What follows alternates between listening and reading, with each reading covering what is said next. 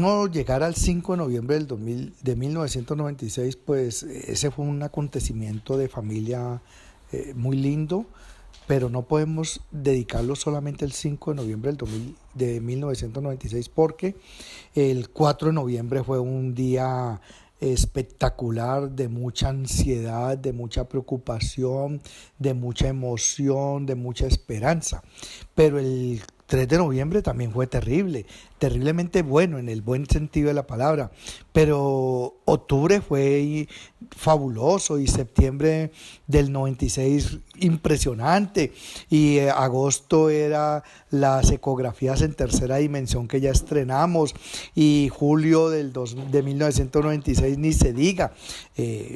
Todo eso desde marzo a noviembre de 1996 fue todo un acontecimiento que se concreta el 5 de noviembre de 1996 con el nacimiento de Laura Sofía Hoyos Guzmán, nuestra segunda hija, a quien rápidamente le colocamos Piolín porque en ese entonces todavía el muñequito de televisión Piolín era famosísimo y se quedó Piolín para toda nuestra vida.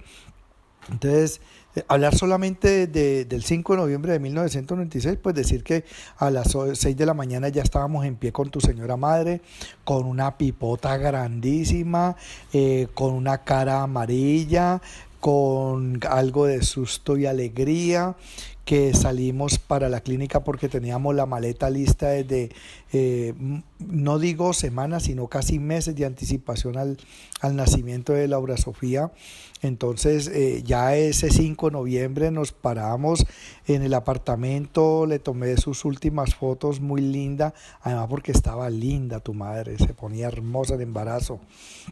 Nos fuimos para la clínica Imbanaco y de inmediato la metieron a prepararla para la cesárea a las 8:45 de la mañana. Ya gritaste y yo estuve presente en todo el proceso de nacimiento, de la cirugía. Fue muy emocionante verte, ver cómo te cortaban el cordón umbilical.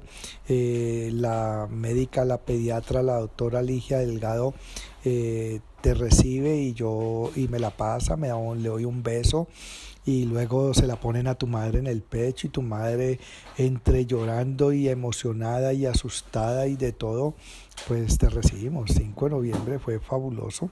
Estaba tu hermanita Gloria Patricia esperándote ya en la sala también. Luego del parto, de la recuperación de tu madre, pues sube a cuarto en la clínica Imbanaco de la ciudad de Cali. Tu hermana te recibe, tu madre tiene flores, tiene bienvenidas, tiene llamadas y fue un día definitivamente hermoso, pero ese día se le anticiparon muchos días de preparación del nacimiento tuyo. A nivel del día en precisión, pues ni tu madre ni yo podemos saber qué pasó en Cali, nada distinto a tu alumbramiento. Eso sí, pues desde el día anterior, si yo cojo periódicos, estoy seguro que no leímos periódicos, no vimos noticieros, no, lo único que nos importaba era el 5 de noviembre, que ya estaba preparado con mucha anticipación por la ginecobstetra que te atendió a tu señora madre, que es la doctora Gladys. Y ella fue la que hizo el proceso quirúrgico y había el pediatra y había el anestesiólogo, todos gente conocida, gente que estaba preparada. Entonces yo no te puedo decir, ni tu madre te puede decir si vimos noticias, porque no las vimos. Si leímos periódicos, porque no leímos periódicos. Lo único que hacíamos era mirarnos la cara y entre emoción y susto y alegría esperando tu alumbramiento. El 5 en la noche yo me vine para el apartamento que vivíamos en La Cascada. Nos vinimos al apartamento, estaba Jenny esperándote, había gente esperándote y dormí con Gloria Patricia, tu hermana mayor. Al otro día tu madre salió, bienvenida a la casa, con mantas blancas, cobijas blancas, todo muy bonito, todo el mundo y expectativa. Mucha alegría. Entonces hablar del 5 de noviembre no es posible. Ahora sí, hablemos en términos generales.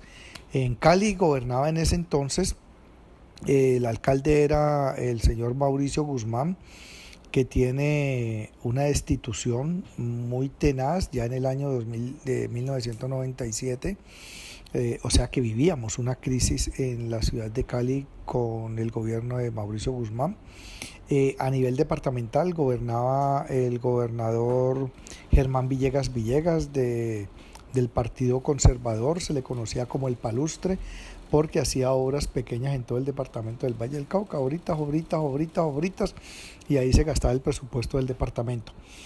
Y a nivel nacional gobernaba el presidente Ernesto Samper Pizano, que venía gobernando desde el año 1994 al 98 fue él exactamente, un gobierno golpeado por la infiltración de dineros en su campaña cuando era candidato a la presidencia de la República. De ahí se destapa un proceso gravísimo, el proceso 8000. Él se ve abocado a defenderse y a sostenerse en el gobierno. Por lo tanto, políticamente Colombia y la ciudad de Cali vivían una crisis muy difícil. Ernesto Samper es el primer presidente que yo recuerde que le hayan quitado la visa a los Estados Unidos siendo presidente de la República, por efecto de esos dineros malditos del narcotráfico que enredaron a la sociedad colombiana, llámese la sociedad política, llámese la sociedad industrial, llámese los ricos, inclusive fueron los mayores patrocinadores del narcotráfico, la sociedad en común, los chicos querían ser narcotraficantes y por eso llega toda una etapa nefasta para el país que en rigor arrancó desde el 80, pero que en el 90 se acrecienta mucho porque tanto narcotráfico como delincuencia común y guerrilla se enfrentan al Estado colombiano. Hay bombas, hay secuestros, hay toma de rehenes, soldados detenidos o presos o secuestrados, como lo quieran llamar, por parte de la guerrilla, tanto del ELN como de la FARC, que son los dos grupos guerrilleros potentes al finalizar el siglo XX. 1996 fue muy trágico, muchas bombas, mucha guerra interna en el país, mucho desplazamiento de ciudadanos dentro del mismo territorio colombiano y de gente que se iba al exterior buscando por lo menos tranquilidad. Ernesto Samper termina su presidencia en el año 98, pero con muchas dificultades, con una oposición del Partido Conservador, especialmente de Andrés Pastrana Arango, que es el que más le hace la puya. Vivimos asesinatos de líderes muy importantes del país. Poco después se hace entrega de unos guerrilleros en Cartagena del Chairá por parte de la FARC. Creíamos que ahí iba a haber un poquito de distensión, no fue posible. Lo cierto es que regionalmente Cali, el departamento, la nación, políticamente vivíamos una crisis muy difícil. Para nosotros que tú hubieras nacido, nos llenaba de muchos temores, ¿no? Porque nacía teníamos una nueva hija, pero en un país muy convulsionado. Te protegimos, así, al igual que tu hermana, y hacíamos lo posible por protegernos en familia, tratando de no caer en ese conflicto tan fuerte que había, sin dejar de ser cuestionadores y tratando de participar activamente en posibilidades de solución de la crisis. En ese entonces yo ya era miembro del Consejo Directivo de la Universidad Libre, entonces ahí hacíamos unas discusiones bastante fuertes sobre la situación tanto municipal, departamental, nacional, mundial. El presidente de los Estados Unidos para ese entonces era Bill Clinton, quien gobernó del 93 al 2001, un gobierno que bajo la crisis del narcotráfico, que Colombia tiene los récords de exportación de cocaína y especialmente cocaína hacia los Estados Unidos, entonces tenemos una presión fuertísima por parte de los Estados Unidos. Había mucha confrontación diplomática por esa situación. El narcotráfico tenía un poder muy fuerte en el país. Los carteles de la droga, tanto el cartel de Cali, como el cartel de Medellín, el cartel de la costa, el cartel de Cundinamarca, pues eran muy fuertes. Habían los líderes de esos carteles delincuenciales, pues eran identificados y cada uno ya pretendía atacar el Estado colombiano, y por eso esa guerra tan fratricida junto con la guerrilla que también ayudaba en esa situación de crisis que vive Colombia. Colombia, el final del siglo XX fue muy difícil, y por eso es que lleva a que en el 2012 elija a un presidente que plantea una guerra frontal contra todo esto, y que por eso gana, cuando los que creíamos que guerra con guerra no sirve, pero pues todo ese origen, toda esa secuencia de la década del 90 y finalizando este siglo XX, pues hace que se lleguen otras expresiones políticas al país. A nivel artístico, recordamos con Tu Señora Madre, además porque ella era una enamorada de Michael Jackson, era el chacho musical en el mundo. Madonna, igual, una gran artista. En cine acaba de ganar uno de los premios Oscar, la película de Woody Allen, que en Colombia estaba Ilona Llega con la lluvia, que ahí actuó Margarita Rosa de Francisco. Estaba el cineasta, el señor Cabrera, que hoy en día sigue siendo un gran hombre de cine colombiano. El cine colombiano también tiene una gran acogida al finalizar la década del 90, y en el 96 pues Ilona Llega con la lluvia es una de las películas insignias que tiene Colombia. Robin Williams, me acuerdo que con la película Jack era otro de los exponentes del cine mundial. En Rusia, que pues tienes que tener presente que siempre ha habido el dominio en el mundo por dos potencias, Rusia y Estados Unidos, pero Rusia ya había pasado la perestroika, en ese entonces gobernaba Boris Yeltsin, y trataba de reagrupar y de tener la hegemonía que había tenido la anterior Unión de Repúblicas Socialistas Soviéticas. Seguía esa guerra, terminando la Guerra Fría entre Rusia y Estados Unidos.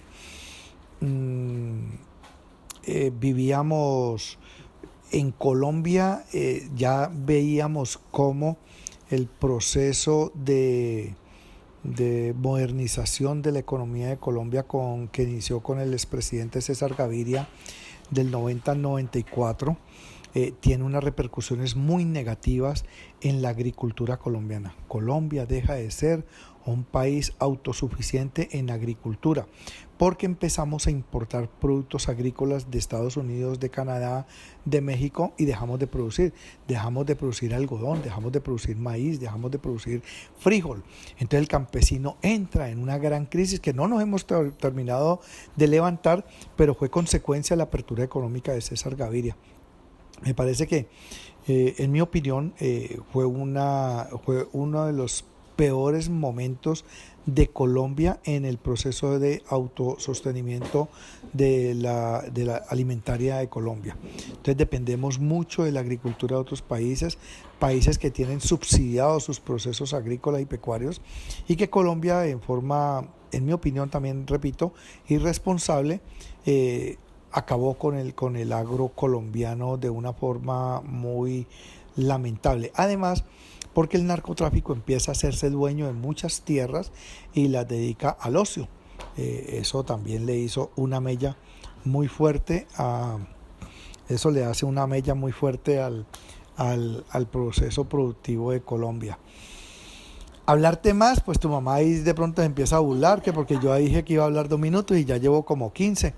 Pero es el entorno de cómo Colombia sí adquiere una visión de un país con una tecnología mucho más amplia. Ya desde el 93 empezaron a llegar los celulares. Vemos cómo se empieza en el 96, en tu época de nacimiento, a acabarse en los beepers, que era una herramienta que a todos nos descrestaba, pero al imponerse la telefonía celular, pues se va muriendo ese aparato electrónico tan bueno que nos parecía y fantástico, ya empieza su declive. El sistema de televisión, todavía teníamos un sistema de televisión por cable muy, muy primitivo, lo tenían pocas personas, pero en Colombia en rigor habían dos canales, seguían dos canales y los canales regionales. Nosotros en cuestiones de vehículos, al finalizar la década del 90 y en el 96, que es tu época, ya empezamos, los que nos volvíamos profesionales, ya empezábamos a ver que era mucho más fácil que 10 años atrás adquirir carro nuevo. Colombia se llena de muchas marcas de carros, eh, llegan muchos elementos electrónicos, muchos elementos de cocina y de hacer la vida un poco más amigable al ser humano. Eso es cierto, gracias a la apertura económica. Esto es gracias a la apertura económica, en contrario de lo que te hablo de la parte agrícola, que para mí fue nefasto, pero en cuestiones de tecnología Colombia entra a ser parte.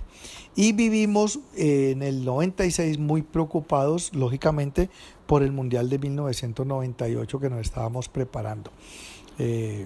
Decirte más, pues tendría que regalarme otros 10 minuticos, pero por ahora termino allí. Lo cierto es que finalizando 1996 y diciembre del 96 fue muy lindo teniéndote a ti en casa.